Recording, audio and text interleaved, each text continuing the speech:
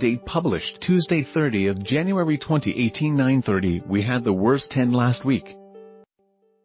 So what did you really think was coming? 10. Wilfried Zaha, Crystal Palace. Given his current swagger and links to some of the Premier League's elite, it's easy to forget that Zaha has already had and blown one chance at the top. The Manchester United move came too early in his career and contained too much David Moyes for him to thrive. Rio Ferdinand blames Moyes for not giving Zaha enough chances, but the truth is that an under-pressure manager found it hard to trust a winger still finding his feet.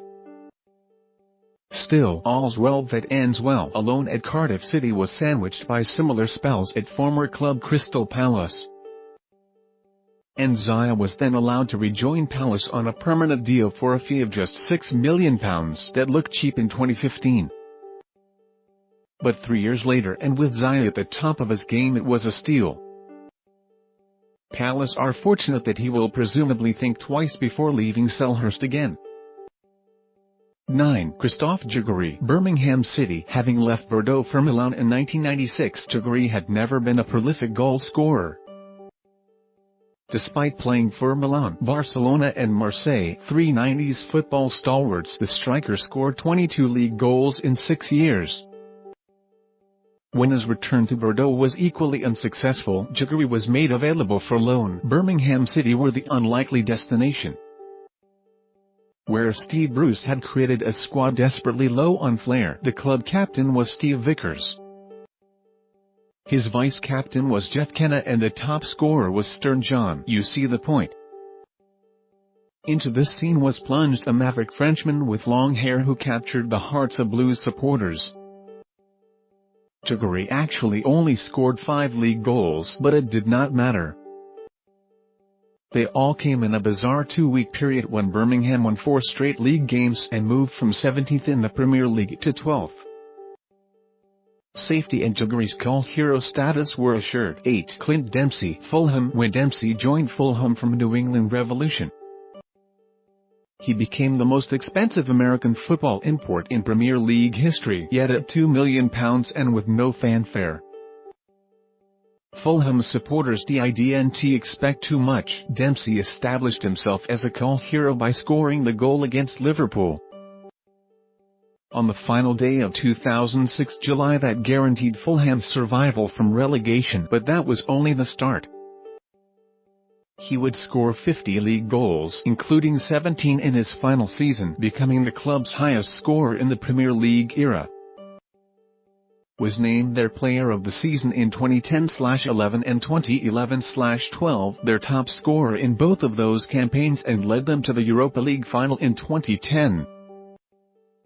The chip against Juventus still makes me smile now. Eventually leaving for Tottenham after Fulham fell out with Liverpool over his potential move, Dempsey is now back in MLS with Seattle Sounders, has somehow still only 34.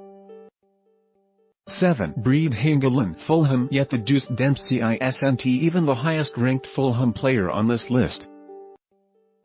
That honor goes to Hingelin. Fun fact: Dempsey and Hingelin were born only 140 miles away from each other in Texas. The Norwegian was linked with moves to multiple Premier League clubs in 2007, with Liverpool, Manchester City and Newcastle United amongst them. He eventually settled on Fulham because he knew Roy Hodgson from his time at Viking. It was a wonderful coup. Hingelin was arguably the most consistent defender in the Premier League between 2008 and 2013, and certainly gave the best value for money. He missed 11 league games in 5 seasons, playing a total of 230 club games for Fulham in those campaigns alone. And then he was dismissed by email, having been advised to treat an injury with cheese. Good old Felix Magath. 6. Named Matic, Chelsea. Matic would have been higher on this list had Chelsea not had to pay £21 million for a midfielder they included as part of a deal to sign David Luiz. Yet Matic left Stamford Bridge as a box-to-box or advanced midfielder and returned as a defensive stalwart. He immediately became one of the most effective players in the Premier League, the perfect Jose Mourinho disciple, and described by his manager as a giant. Not for his size but for the way he plays. Matic won 2 Premier League titles in 3 seasons at Stamford Bridge as well as the FA Cup and League Cup. That Chelsea sold him to Jose Mourinho, knowing what they knew, remains one of the great mysteries.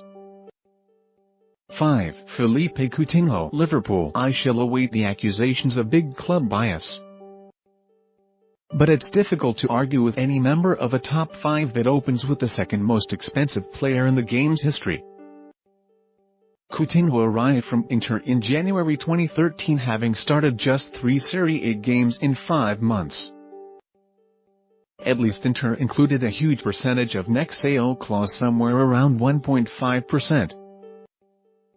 Said it before and I'll say it again, Liverpool did brilliantly to get that type of money for Coutinho. He is a gem of a player.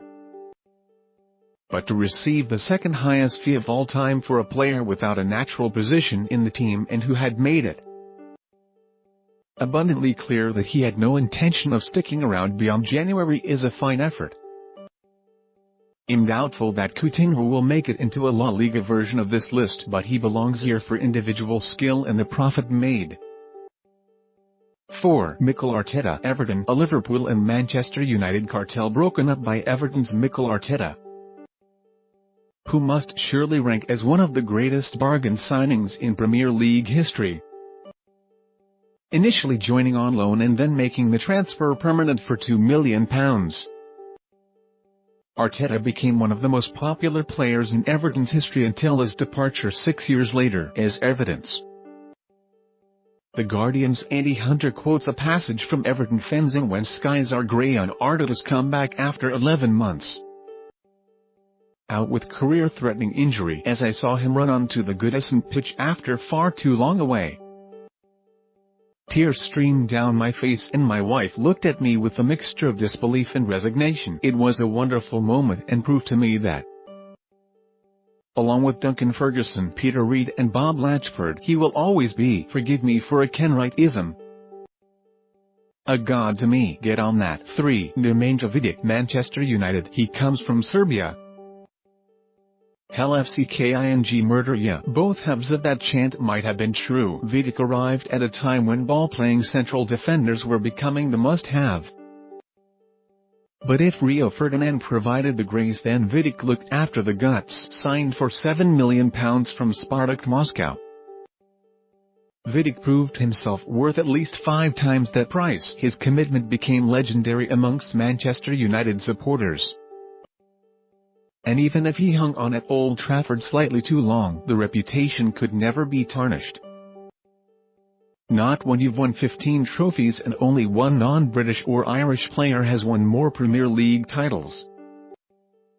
2. Luis Suarez, Liverpool. It's very easy to forget given his supreme form in his final 2 seasons.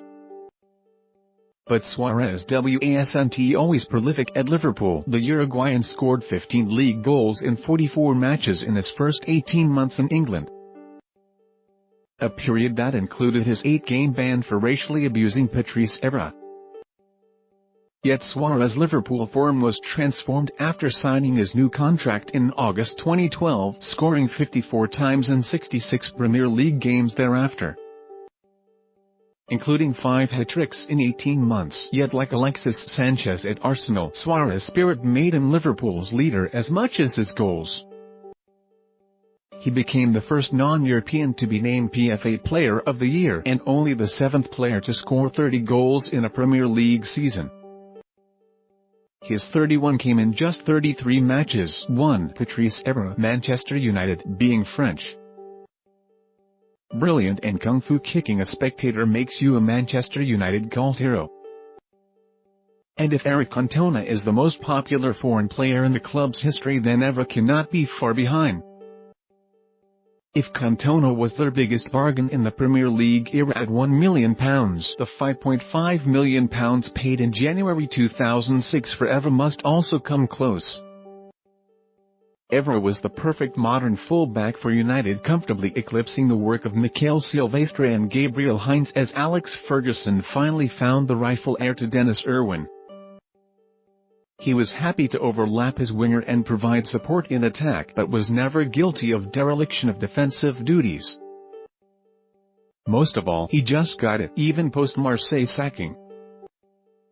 Evra retains an enormous amount of goodwill in the game because he understands both his role within it and his responsibility to make a connection with football supporters. He is one of us amongst a sea of them. Daniel's story.